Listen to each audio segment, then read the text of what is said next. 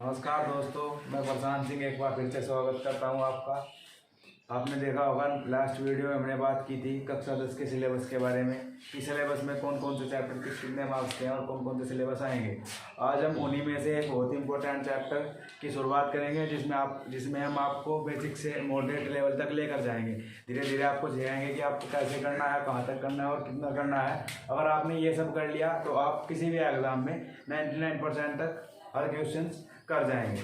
तो चलिए दोस्तों, देखते हैं चैप्टर कौन सा है और कैसे आपको पढ़ना है। चैप्टर का नाम होगा त्रिकोणमिति।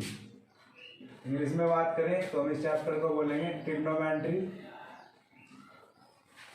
इंग्लिश में बात करें तो हम इस चैप्टर को बोलेंगे ट्रिग्नोमेट्री। ट्रिग्नोमेट्री में हम क्या करते हैं और क्या पढ़ते हैं ये देखेंगे। अगर हम यहाँ से निकालें त्रिग्नोमेट्री, त्रिकोणमिति, इसका मतलब तीन, और कोण का मतलब आप सभी जानते हैं एंगल्स, तीन कोण।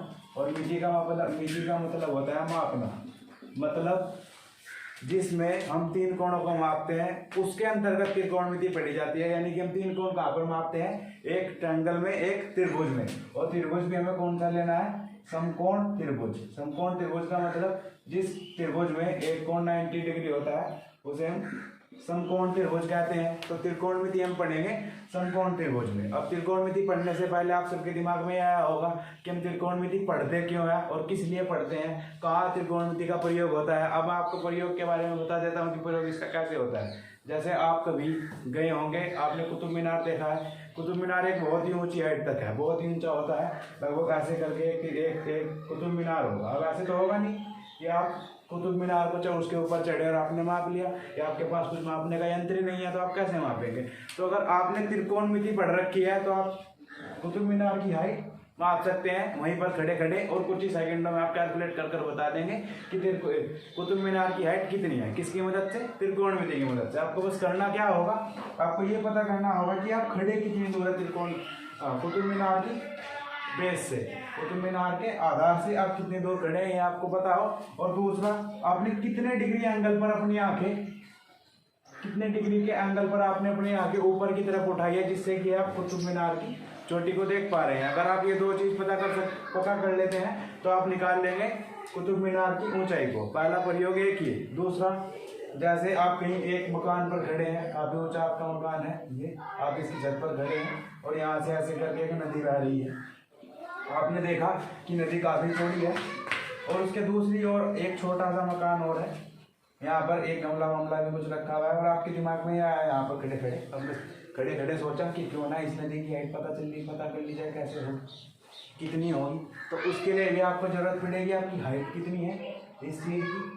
दूसरा, आप कितने डिग्री के एंगल पर यहाँ पर रखे हुए जो भी चीज़ रखी हुई होगी या उस घर के आधार को देख रहे हैं, ये आपको पता हो तो भी आप निकाल सकते हैं। यही जहाँ खड़े हैं वहाँ पर खड़े खड़े इसकी नहर की चौड़ाई को, इस नदी की चौड़ाई को। तो ये सब प्रयोग होते हैं त्रिकोणमिति के। और भी प्रयोग हैं, आपको पढ़ोगे तो आपको पता चलता चले जाएगा। हम थोड़ा सा स्टार्ट करेंगे कि त्रिकोणमिति में कैसे करना है और कहाँ से करना है। हमने बता दी ये बात कि त्रिकोणमिति स्टार्ट होगी, हमने ये बात आपको बता दी कि त्रिकोणमिति स्टार्ट होगी समकोण त्रिभुज से। अब थोड़ा सा समकोण त्रिभुज के बारे में भी जान लेते हैं कि क्या क्या होगा समकोण त्रिभुज के अंदर।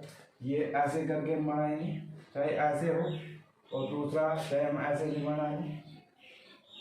ये दोनों के दोनों समकोण त्रिभुज है, मतलब एक एंगल यहाँ 90 डिग्री होगा, एक कोण 90 डिग्री होगा। ये यहाँ से 90, ये यहाँ से 90। इसके भुजाओं के बारे में पता होना चाहिए कि कौन कौन सी भुजा कौन कौन सी है। ये जस्ट 90 डिग्री के सामने जो भी एंगल जैसा भी बना हुआ है, वो किसी भी उसका मुंह किसी भी साइड है तो उसके 90 डिग्री के जस्ट सामने जो भी आप देखोगे वो क्या होगा, वो होगा कर्ण। इंग्लिश में बात करें तो हम इसको हाइपोटेनियस बोलते हैं। 90 डिग्री के जस्ट सामने वो क्या होगा, कर्ण। बाकी दो भुजाएं जो बची हुई हैं उनमें से एक लंब होगा और एक आधार होगा। अब लंब और आधार, इस बात को आप कैसे डिफाइन करेंगे, ये निर्भर करेगा एंगल पर। ये निर्भर करेगा एंगल पर कि एंगल कौन सा ले रहे हैं आप, जो सा आप एंगल लेंगे। अगर आपने ये यहाँ से एंगल लिया तो एंगल के जस्ट सामने हमेशा लंब होता है, यानी कि परपेंडिकुलर होता है, और जो बची हुई एक साइड होगी फिर वो बचेगी आधार। अगर आपने एंगल यहाँ से चेंज करके यहाँ पर पहुँच गए, एंगल ये ले लिया, तो फिर इसके जस्ट सामने जो होगा, इसके जस्ट सामने जो होगा वो लंब होगा, और बाकी जो बचा हुआ होगा वो आधार होगा। वो चाहे जैसे भी बना हुआ है, सब खेल यहाँ से लंब और आधार की पहचान करने का वो होगा एंगल का। ऐसे ही इसमें होगा 90 डिग्री जस्ट सामने कर्ण। अगर ये एंगल है तो ये यहाँ से लंब होगा परपेंडिकुलर और ये होगा आधार बेस। ये होगी कुछ बेसिक्स नॉलेज जो आपको समकोण त्रिभुज के बारे में पता होनी चाहिए थी त्रिकोणमिति पढ़ने के लिए। अब हम क्वेश्चंस की बात करें तो क्वेश्चन किस टाइप का आएगा और कैसे कैसे आएगा। दूसरा आप ये ध्यान रखेंगे, ये समकोण त्रिभुज की एक प्रॉपर्टी है जिसका आपको पता होना चाहिए, कर्ण का स्क्वायर हमेशा बराबर होगा लंब का स्क्वायर प्लस आधार का स्क्वायर। कर्ण का स्क्वायर बराबर होगा लंब का स्क्वायर प्लस आधार का स्क्वायर, जिसकी मदद से हम पहले टाइप के क्वेश्चन त्रिकोणमिति में करेंगे। जैसे मैंने आपको बताया ये एक ट्रायंगल है, ये एक त्रिभुज है, इसमें वो बोलेगा कि ये वाली साइड 4 है, ये वाली 3 है और ये निकालो। जितनी भी होगी आपको निकालनी होगी। आपने इसका नाम दे दिया ABC और यहाँ से 90 डिग्री है। और एंगल कहाँ से लेके चलेंगे, एंगल यहीं से लेके चलेंगे। जब नहीं दिया हुआ होगा तो जो आपको नॉर्मली दिखाई दे आप वही लेंगे, ठीक है। दूसरा, अब आपको ये पता होने से पहले त्रिकोणमिति के अंदर जितने अनुपात होते हैं उनके बारे में पता होना चाहिए। कुल अनुपात होंगे 6, sine theta, cos theta, tan theta, cot theta, sec theta, cosec theta. अब अनुपात की बात करें तो अनुपात होगा क्या, समकोण त्रिभुज में न्यून कोण के सापेक्ष दो भुजाओं का अनुपात ही त्रिकोणमिति अनुपात कहलाएगा। समकोण त्रिभुज में न्यून कोण के सापेक्ष दो भुजाओं का अनुपात न्यून कोण कहलाएगा। अब इनके ही नियम कैसे याद रखेंगे कि कौन कौन सा अनुपात किस किस भुजा के बराबर है, उसे ध्यान रखने के लिए आपके बात याद रखनी होगी LAL/KKA। इससे हमें पता चलेगा कि कौन कौन सा है। फर्स्ट की बात करें, ये ऐसे लेंगे फर्स्ट बॉक्स, ये सेकंड, ये third. First number sine theta के इक्वल होगा, L का मतलब यहाँ होगा लंब से और K का मतलब कर्ण से, तो साइन थीटा के इक्वल टू होगा लंब बटे कर्ण, यानी कि परपेंडिकुलर अपॉन हाइपोटेन्यूज। और कोस की बात करें, सेकंड नंबर पर कोस में होगा आधार बटे कर्ण। इंग्लिश में बात करें तो बेस अपॉन हाइपोटेन्यूज। फिर टैन की बात, यहाँ से लंब बटे आधार और फिर ये कोट नीचे से उल्टा करेंगे, हमेशा नीचे से, ये आधार बटे लंब। सेक की बात करें फिर नीचे से कर्ण बटे आधार,